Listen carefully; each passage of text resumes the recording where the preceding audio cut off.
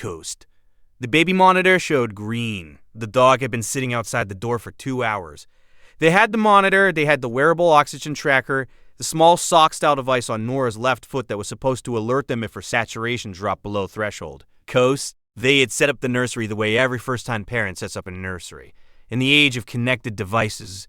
Redundantly, carefully, with the specific paranoia of people who love something small and fragile and cannot watch it every second. The problem was the battery. Coast. Patrick and Vanessa Cho didn't know yet that the wearable tracker had partially disconnected from the app at 11:47 p.m. They were in bed. Coast. The monitor showed green, the nursery, the white light of the crib sound machine, the still shape of their 3-month-old daughter Nora, exactly as she should be. Everything Vanessa had checked before she came to bed said, go to sleep, Yost. Their dog Wendell, a 7-year-old Labrador mix, had not been given any such instruction. He had been lying in the bedroom hallway, his usual spot between the bedroom door and the nursery door.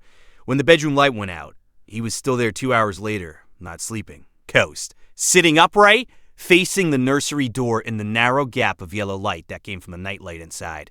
Coast. Vanessa woke at 2:12 a.m. for no reason she could name. Not sound. Not a dream.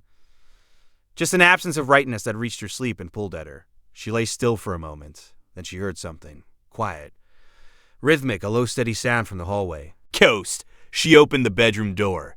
Wendell was sitting exactly where she had left him. Coast. He was making a sound she had heard him make once before, years ago, in an entirely different context. The low sustained vocalization of a dog who is trying to produce something louder than a whine but does not want to bark. A compromise between sounds. Coast. The only sound a dog can make when it needs a person to get up without waking the neighbors. He was looking directly at her. Then he looked at the nursery door. Coast. Vanessa went to the door. She opened it. She crossed to the crib. The room was the correct temperature. 69 degrees, the same as always. The sound machine hummed. Everything looked the same. She reached down and touched Nora's hand. Coast?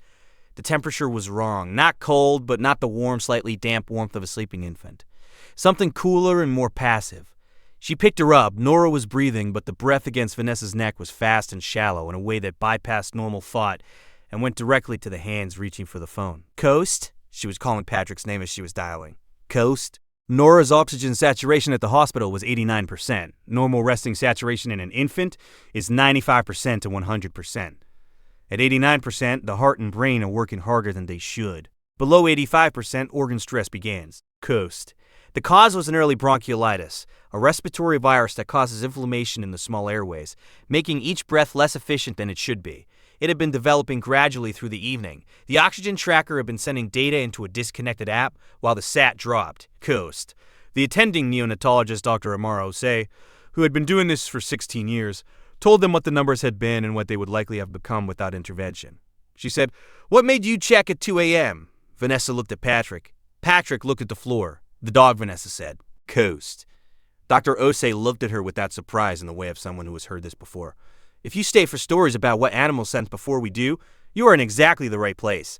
Subscribe so you don't miss the next one. Coast. The science behind what Wendell detected is measurable. Respiratory distress in infants changes the chemical composition of exhaled breath.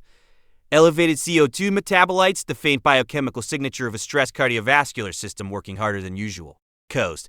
It also changes sound. The breathing pattern of an infant whose oxygen saturation is dropping is subtly different from normal sleep. Faster, slightly more effortful. Audible to a dog's hearing range at a threshold below what human ears process without focused attention. Wendell had been sitting outside the door since 12:30 a.m.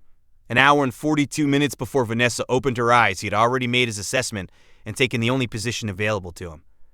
He did not bark. He did not scratch. Coast. He sat in the hallway and made the one sound that was small enough not to alarm the house and large enough to reach a sleeping person who was listening without knowing she was listening. Coast. Patrick went back and looked at the app logs the next day. The oxygen tracker had disconnected at 11:47. Nora's saturation, reconstructed from the hospital data and the timestamps, had been dropping steadily from midnight. Wendell had moved to the upright sitting position at approximately 12:30. Coast. His data was more accurate than the device. Has your dog ever woken you at night for no clear reason? And when you went to check, something actually was wrong?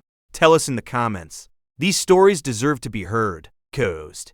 Nora came home in 3 days. The oxygen tracker was replaced. The app permissions were rebuilt. Both parents now check the connection indicator before they sleep. Coast. Wendell sleeps in the nursery now, not the hallway.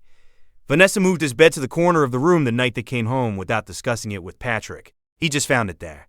Every guardian deserves to be recognized, even the ones who never asked for anything in return.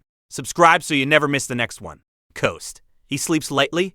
Vanessa can hear his breathing on the monitor some nights, low and steady beneath Nora's, the sound of a watchman who doesn't need to be told it's his shift.